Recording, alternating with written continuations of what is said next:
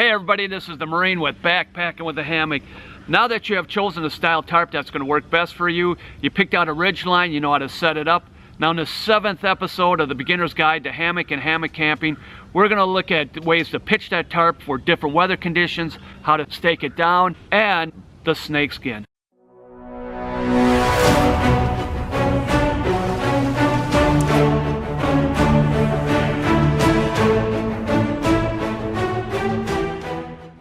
Now some of the reasons why we hammock camp is to have this experience in the great outdoors. But there's going to be times when the weather conditions are not going to be favorable, and that shouldn't stop us from going out. Now I'm going to show you different ways to pitch the tarp in different weather conditions, rain, wind, snow, and you still will be able to go out and be comfortable and enjoy the great outdoors. Now when you're out hiking or hammock camping and the weather turns for the worse, it starts raining, the wind is blowing, you want to take your tarp and you want to bring it down as low as you can on the hammock, and this will give you the maximum protection. Now one of the drawbacks on pitching it low, it's hard to get in and out. You have to stoop down to get in there, and it doesn't give you much room.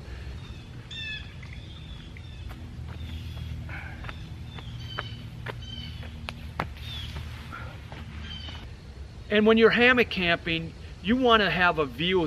Now you can see with this tarp being pitched low, I don't have much of a view, but I do have maximum protection. So when you come out in the woods, you want to wake up in the morning and have this beautiful view. So you don't want it hunkered down unless you have to for extreme weather conditions.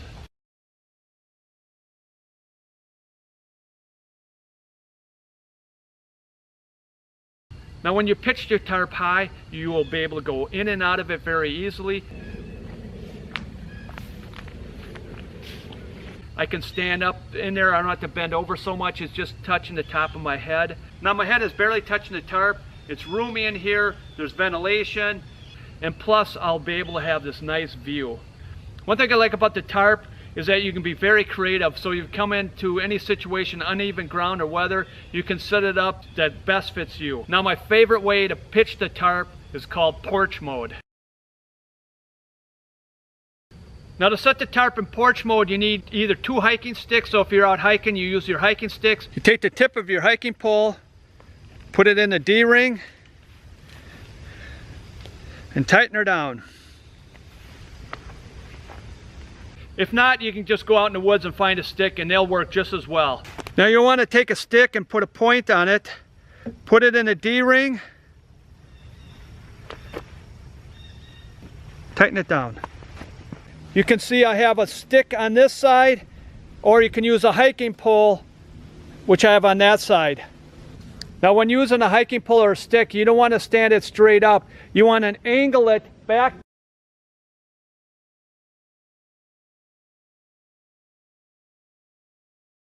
What's great about porch mode is if it's raining lightly, you can come underneath here. If you have people that are tent campers or other people, you can come underneath out of the rain, and it's very roomy here, and you can still play cards or talk. It's been raining pretty much all day. Tarp right now, you can see, is a Cuben fiber tarp by Hammock Gear's 11-foot ridgeline, about 10.5 width. Nice big tarp. We can play cribbage and get out of the rain. When I set this tarp up in porch mode, I'll have the back end towards the wind and lower it so it'll block the wind from coming in. I can sit here and cook my food, I can read, and this way I can just sit back. It'll block the wind here. It's raining, I have a view.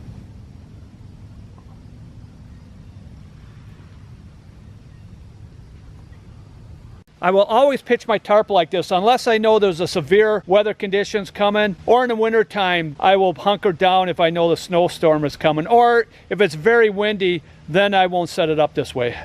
I'm sitting here in porch mode. All of a sudden a storm comes in, it starts raining, the wind. All I have to do is take the sticks off and lower the tarp.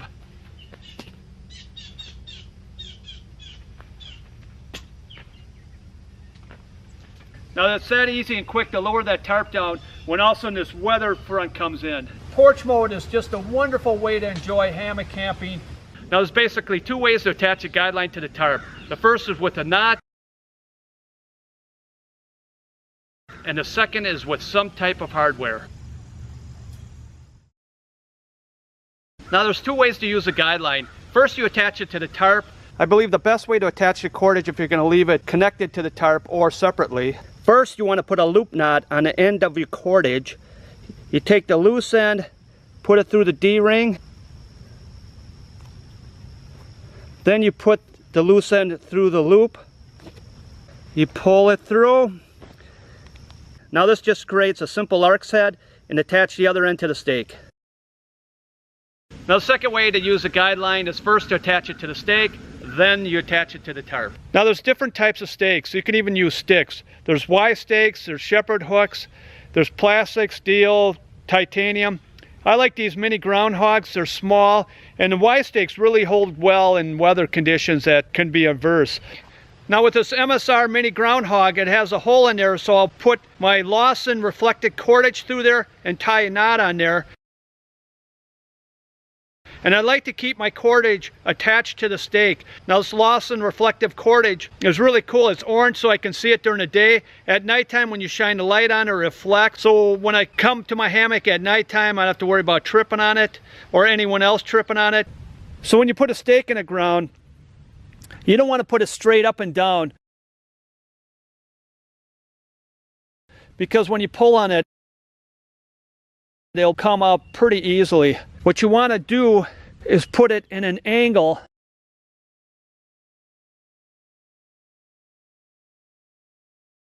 After you get it in, take your shoe and push it down. And that is not going to come out. Then to the tarp.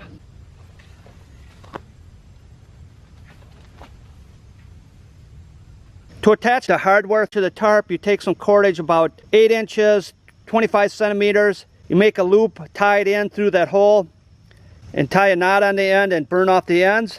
You take the knot, put it through the D-ring. Open up the loop, put the hardware through, pull, and it just creates a lark's head.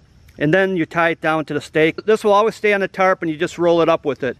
Now some of the hardware that you use to attach the guideline to the tarp is using a fly, worms.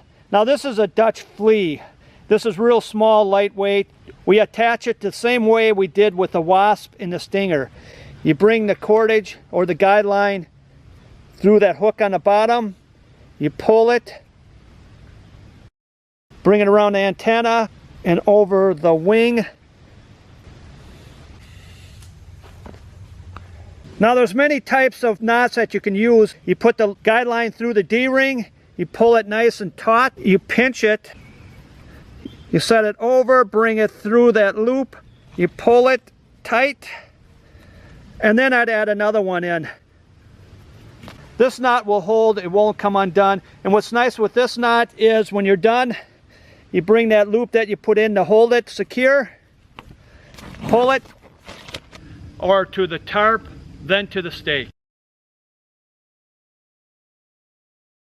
To attach the guideline from the tarp using a stake, you first wrap the guideline around the stake, take the loose end, put it through the D-ring, and then pull it tight. Wrap the loose end around the guideline 3 times, lay it on the guideline, make a loop, pull it through to form a slip knot, take the loop, and just form an overhead knot. And last, there's 3 ways to store or pack away the guideline. The first way is having it attached to the tarp. It stays on the tarp and you just roll up the tarp.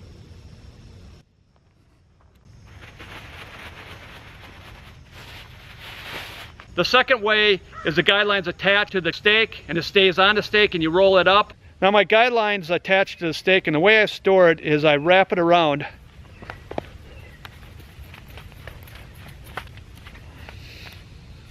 I leave a little line, I put my finger underneath, wrap it around, and with that loop, I bring the line through that loop, and I pull it tight. Now attaching this orange reflective cordage by Lawson to the stake, when I take down the tarp and I put everything away and my stakes are still in the ground, I will still see it because I have this orange cordage and it stands out so I'll never lose a stake. And the last way is rolling up the guideline in a figure-8 fashion and storing it separately. A way to roll up your guideline to store it is you take your fingers and hold it down and you bring the other two fingers and you do a figure 8 around your index finger and your pinky.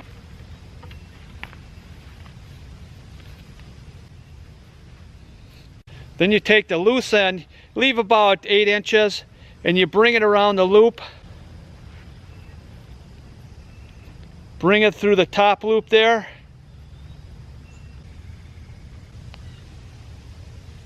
And pull it tight. Now the reason why you want to wrap your cordage in that figure 8 fashion is because when you go to use it, you pull that, unwrap it, and let it go, and it never tangles.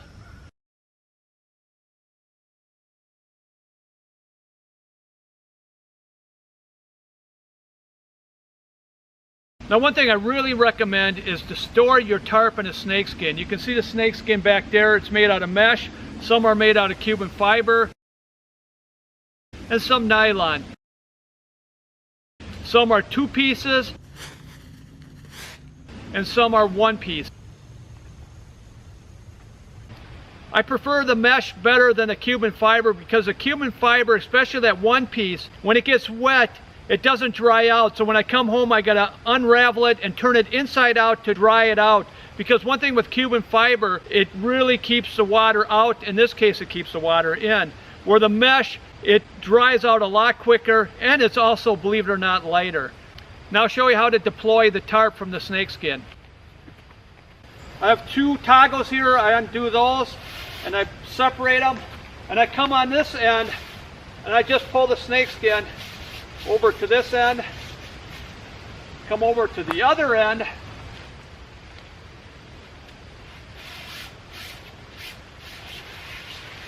now I have the tarp out of the snakeskin. The wind is blowing it all over the place. I don't have to worry about it going on the ground or getting ripped. It's in that snakeskin secure, so it's easy to set up. Otherwise, you can see it's windy today. Trying to set up the tarp in the wind would be difficult. Inside that snakeskin, it is so easy to set up and deploy your tarp. And all I have to do now is just stake it down. Now one of my favorite ways of using a snakeskin is a clear night, all the stars are out and the weatherman said it's not going to rain. But earlier I'll set up the tarp with the stakes in the ground and I'll put it back into the snakeskin and I'll lay in my hammock and watch the stars. I'm sleeping, all of a sudden I wake up and it's raining out. And the weatherman's wrong again. So I need to get this tarp deployed as fast as I can because I don't want anything to get wet, especially my dolls. So what I'll do is get up.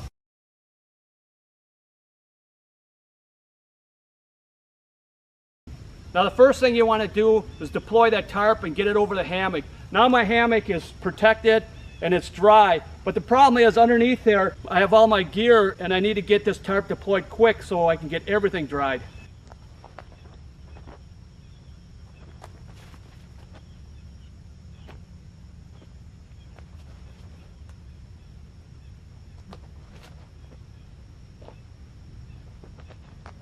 Now the tarp is set up. Everything underneath there is dry. Now I can go back to sleep. So also by having my stakes in the ground and having these Fleaz or Flyz from Dutch Wear Gear, it sets up the tarp real quickly. And also taking down is quick and easy.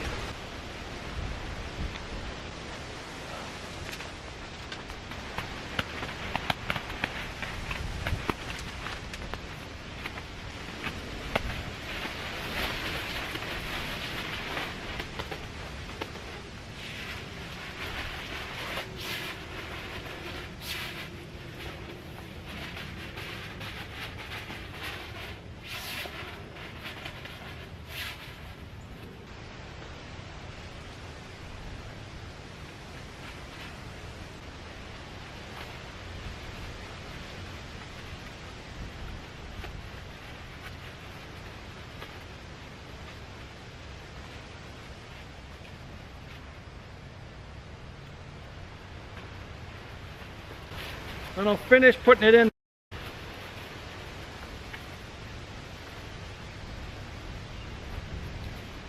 And that's one thing great about these double end stuff sacks.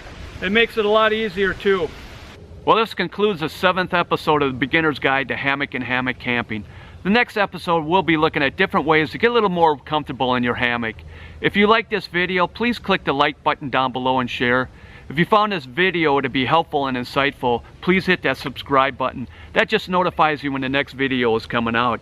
And if you have any questions or comments, I'd really love to hear from you guys. Please write them down below. This is the Marine with Backpacking with a Hammock. Thank you for watching, and God bless.